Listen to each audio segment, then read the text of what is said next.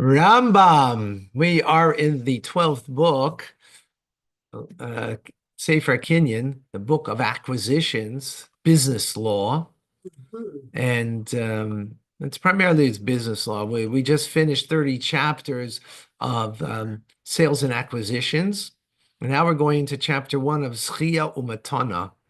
So Rashi says in the introduction, Rashi, Rambam says in the introduction over here, the purpose of these laws is to determine how a person acquires an ownerless article. So that's not so much business law, obviously, and the process that he employs.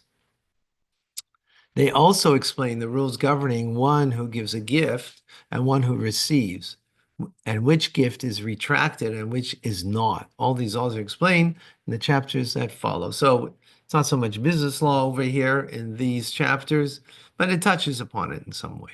But it's law, Jewish law. That's what's most important. And it's Rambam. Okay, but whoever takes hold of ownerless property acquires it. How come? Why does he acquire it? Because no one else has it. Right, because it doesn't belong to anybody. So if you're taking ownership of it, it's yours. Any objects found naturally in deserts, rivers, and streams, grass, trees, wild fruit, and the like are ownerless. Right? Whoever takes hold of such an object acquires it. Now it's important you took hold of it, right? Yeah. As we will see, the parameters of this law. Okay, when a person catches fish in a sea or in a river, right? Not a private river, but sea and a river.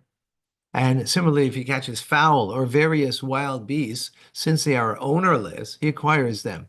He may not. Now, obviously, you're not catching fowl in someone's private property, right? We're talking about in the public domain, Yeah. right? However, hunt in a field belonging to, okay, he says here, to a colleague, right? He can't hunt in a field that belongs to a colleague. Nevertheless, if he snares an animal there, he acquires it only because it's wild, right? Obviously, if he snares a sheep, right, that's a domesticated animal. Wow. So you could go in someone else's property and you can like set up a trap and an animal goes And A wild a animal. wild animal, Okay. not a domesticated that belongs on. Obviously, if it belonged to the owner of the field, no, you can't. Yeah. You're not hunting it. Right? Right. Then there's trespassing, but I'm not. That has nothing to do with the acquisition of the thing. Yeah. That's a separate issue. It's a Okay. separate issue. What's it got to do with the acquisition? Nothing. Right? Yeah. Because remember, what's the principle over here? It's ownerless. That's Yeah. the point. It's ownerless. Yeah. Right? If it's sheep that belong to me and Yankel came into my property, and then that's all called ownerless. Okay? If sheep or wild beasts or fowl are in vivariums. What's vivarium? Protected courtyard. Perfect. Okay, thank you. Why didn't it say that? Like, who knows what a vivarium is? Belonging to another person. They belong to the owner of the vivarium. So what was it? What was a vivarium? What'd you say? It says is that a vivarium is considered to be a protected courtyard for where the animals inside cannot break out. The footnote. Therefore, even if a wild animal enters from outside, it is acquired by the owner. Right, because it's your courtyard that is acquiring Down it. here, yeah. Right. What's important is it's a courtyard because it's protected, as opposed to if it was an open field. Yeah. Right. What we spoke about before was an open field. An open field, so it's not protected, and therefore doesn't acquire for you. It's kind of like a form of ownership, like if it's in the Bavarian, if it's in the Right. Again, because the concept of a courtyard that's protected Yeah. is it's like in my house. Like if it was found in my house, you can't come and say, "Well, I got it." No. Yeah. So the same thing is in the courtyard. If fish or wild beasts or fowl and rivers belong to another person, they belong to the owner of the vivarium. A person who snares the animal, there is considered to be a robber. Right. Hmm. So trespassing doesn't make a doesn't have an implication in law, it seems to me, right? It might not be the right, it's not a right thing, but robber has an implication in law Yeah. that you robbed now something that belonged because it was in the courtyard of this individual. Yeah. So that's called a robber. This applies even if the area is large and the effort is required to snare the animal. I took effort, doesn't matter. Because the courtyard of the owner acquires for him Yeah. ownerless things. It's like taking. So therefore you robbed it now. Yeah. That has a status in law. Yeah. Okay. Again, the idea of trespassing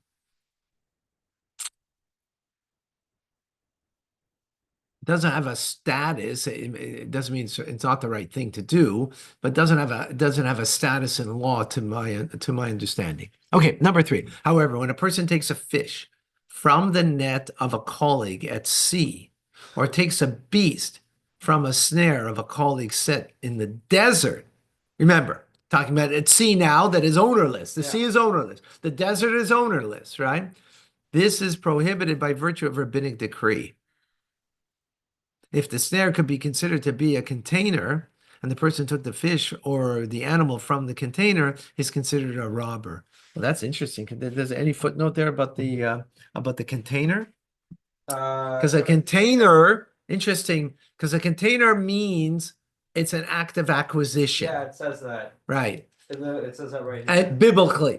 Biblically. Otherwise, it's a rabbinic decree. Fascinating.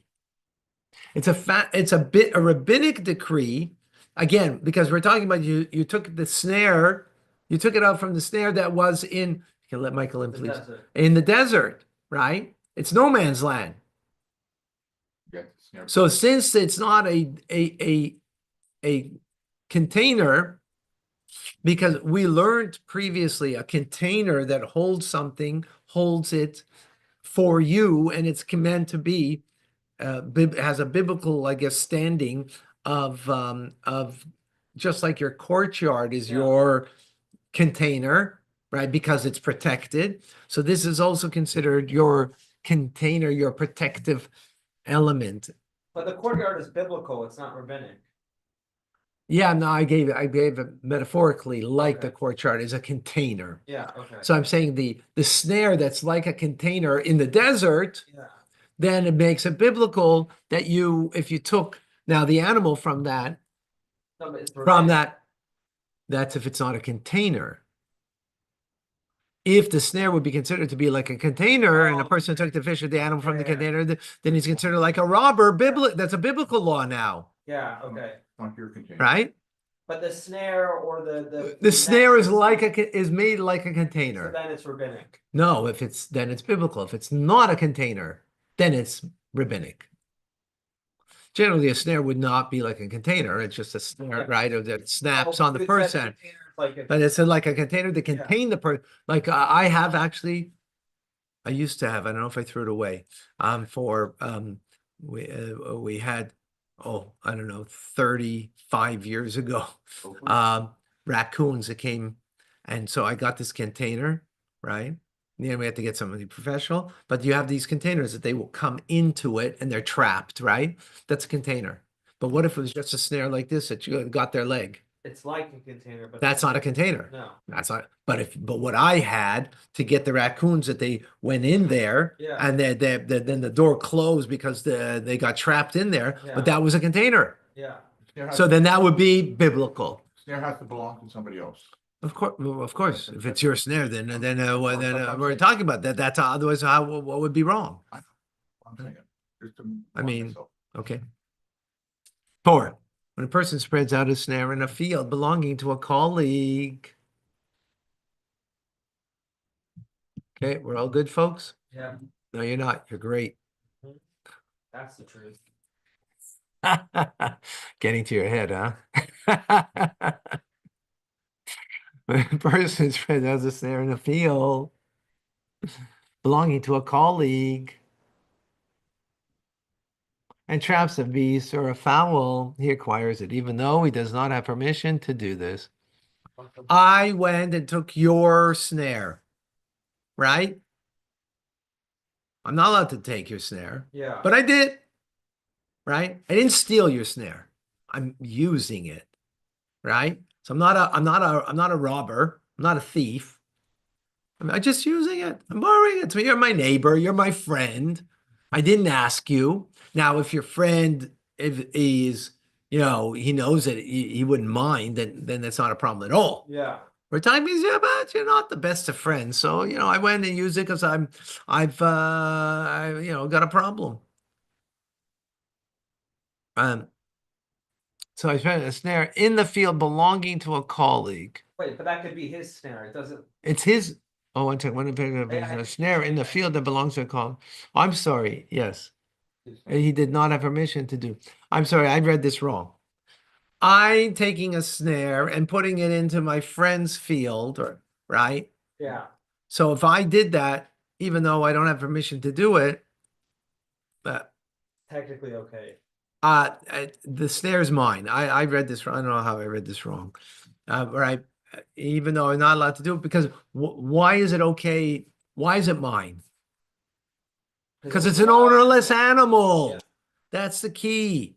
I went into your field and did it, but your field is not your courtyard, so it's not protected, not and therefore it's not like a container, Yeah. right? It's not like this container that's considered that it's containing for you. Yeah. Okay. If the owner of the field was standing in the field at the time when the animal was trapped and said, my field acquires it on my behalf, the owner of the field acquires it. And the owner of the snare does not acquire anything, right? Because I made a statement. How powerful, right? It's not the courtyard, it's the field, so it's open. And someone else put the snare there. Doesn't acquire for them. Because my words are stronger than your action of putting the snare. But only at the same time. Man. I can't say this field is mine, and then like a week later you come with your snare and you put your animal there. No, I can't. I had to be there when it happened. Yeah. If it happened on my field, right? I have to be there, and someone put the snare in my field. I have to be there watching and say, "Oh, look, that animal got caught." That's fine. My field acquires it for me.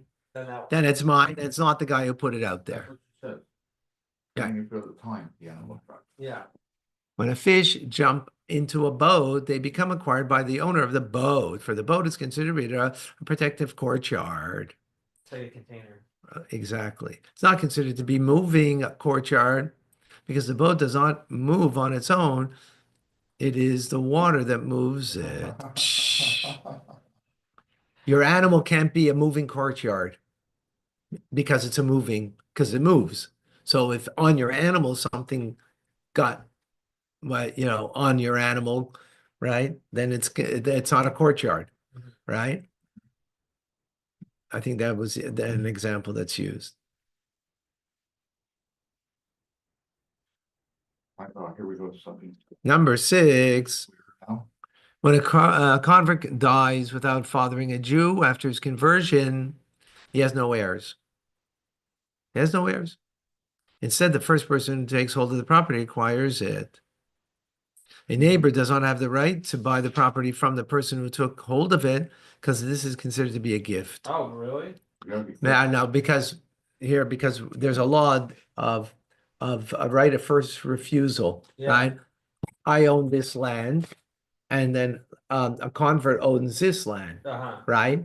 He passes away, no heirs, and someone came and took the land, Uh-huh. right? It becomes public. So, no, it became it became ownerless when he Yeah. passed away. That's Yes. right. Yeah. So, but seemingly I have the right of first refusal. In other words, so refusal meaning that I could buy the land now from the guy who took possession of it.